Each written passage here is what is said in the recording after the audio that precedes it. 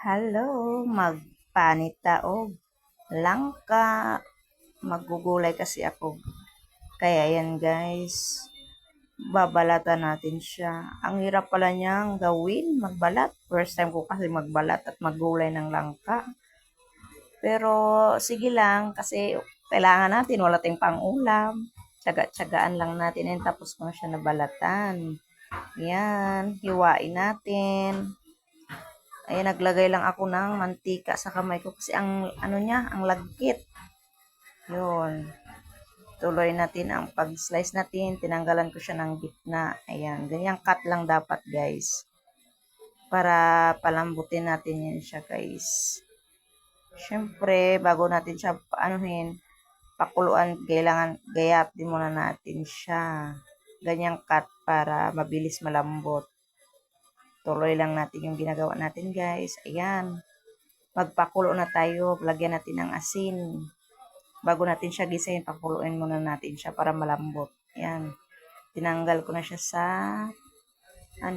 kasi dyan lang din ako mag-isa sa kawaling yan. Bago tayo mag-isa, kuha muna tayo ng panglahok, siling green.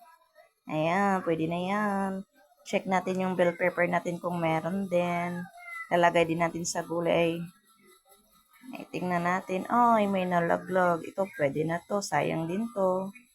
O, may sili tayo. Lagyan din natin para may sipang anghang yung ating langkang gulay. Ayun.